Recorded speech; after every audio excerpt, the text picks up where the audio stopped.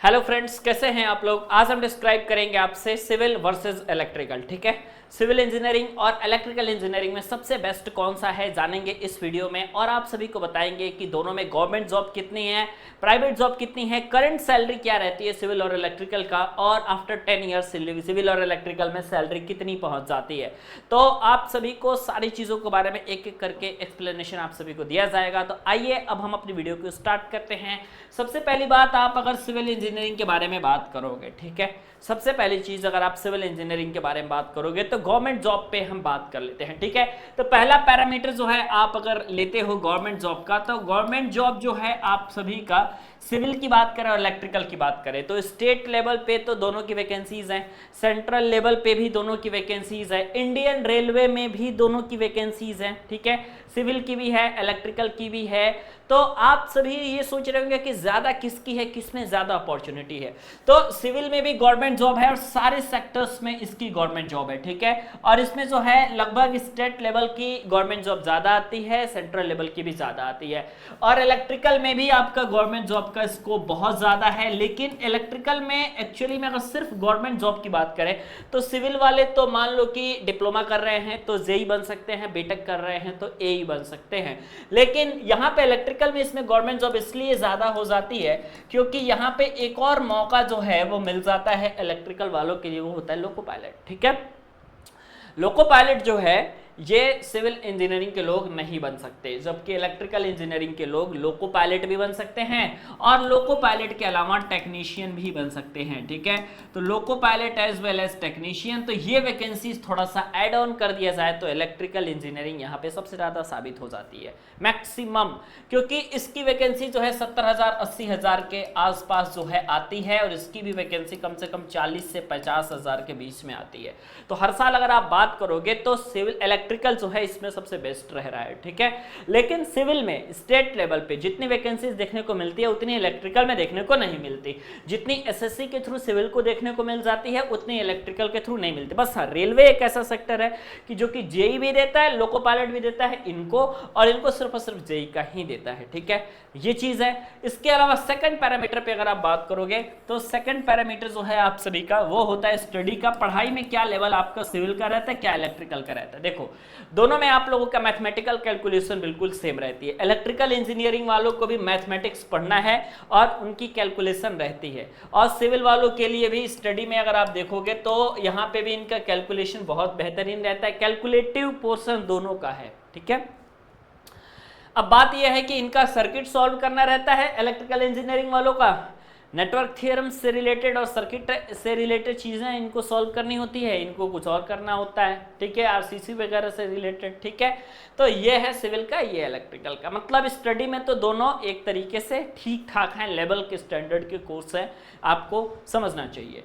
अब बात आओगे तो यहाँ पे आप सबसे अच्छी बात अप्रेंटिस पे आ जाते हैं, बात कर लेते हैं कि अप्रेंटिसशिप में क्या कंडीशन रहती है। देखो, अप्रेंटिसशिप में क्या होता है कि ये 1 ईयर का एक अप्रेंटिस होता है जो कि भारत सरकार के द्वारा कराया जाता है, और उसमें जो है आपके 1 ईयर की जो अप्रेंटिसशिप होती है, चाहे आप पीडब्ल्यूडी से कर लो, पब्लिक वर्क डिपार्टमेंट से कर लो, या फिर किसी भी डिपार्टमेंट से आप कर लो, तो दोनों के लिए जो स्टाइपेंड रहता है, जो सैलरी वगैरह रहती है वो आपकी सेम ही रहती है, मान करके चलो। ठीक है, सैलरी वगैरह जो है वो सेम ही रहती है। तो क्योंकि वो अप्रेंटिसशिप है, 7500 रुपीज़ 7500 रुपये का स्टाइपेंड जो है, या 8500 रुपये का, डिपेंड करता है कि आप कहाँ से कर रहे हो। गवर्नमेंट इतना ही पे करती है ट्रेनिंग वालों के लिए। ठीक है, अब ट्रेनिंग के बाद जब उनकी जॉब लगती है तो गवर्नमेंट में जॉब जो है वो उसी के थ्रू मतलब पेपर दे के ही आना पड़ता है।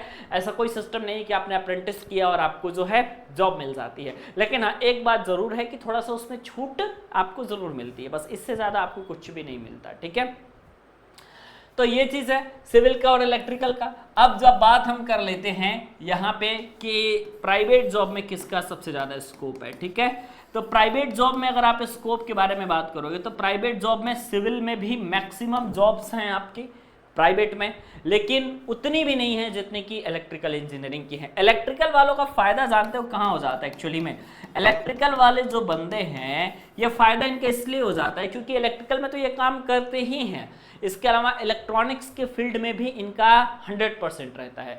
तो इलेक्ट्रिकल के लोग इलेक्ट्रिकल में भी काम कर सकते हैं, ईसी इलेक्ट्रॉनिक्स में भी काम कर रहे हैं, इसके अलावा इंस्ट्रूमेंटेशन में भी काम कर रहे हैं, लगभग हर कंपनी में काम कर रहे हैं ये, ठीक है। लेकिन सिविल वालों को देखोगे तो सिविल वाले ऐसा नहीं है कि सिविल वाले मैकेनिकल का काम करते हुए मिलेगा, एकाध आपको मिल सकते हैं, यदा कदा आप सभी को कुछ देखने को मिल सकता है तो मिल सकता है, अदरवाइज नहीं। अदरवाइज जो सिविल का है वो सिविल के सेक्टर में ही काम करता है। हाँ, उनको यहाँ पे अपॉर्चुनिटी मिल जाती है, लेकिन इलेक्ट्रिकल वालों को ज़्यादा इसलिए मिलती है क्योंकि हर फील्ड में है। और इलेक्ट्रॉनिक्स वालों के लिए साथ भी यही है कि इलेक्ट्रॉनिक्स वाले भी इलेक्ट्रिकल के फील्ड में है, क्योंकि ये सारी चीज़ें एक दूसरे से रिलेट करती हैं, ठीक है। और सिविल में यही चीज़ें रिलेट नहीं करते, हल्का फुल्का जो रिलेशन होता है वो मैकेनिकल के साथ होता है, लेकिन मैकेनिकल में खुद ही इतना कॉम्पिटिशन है कि मैकेनिकल का प्रोडक्शन ले लो, मैकेनिकल का ऑटोमोबाइल ले लो, मैकेनिकल का कैड ले लो, मैकेनिकल का रेफ्रिजरेशन एंड एयर कंडीशनिंग ले लो, ये सारी ब्रांचेस आपकी मैकेनिकल की देखने को मिलती है। तो ये चीज़ें हैं।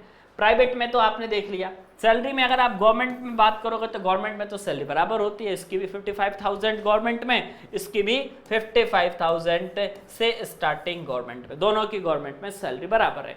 प्राइवेट में डिपेंड करता है कि किस किस में आप किस कंपनी में ज्वाइन कर रहे हो। अब L&T जैसी कंपनी जो सिविल इंजीनियर्स को हायर करती है तो 3.5 लाख 4 लाख के पैकेज से स्टार्टिंग करते हैं और हर साल जो है 20 to 30% के इंक्रीमेंट देती है।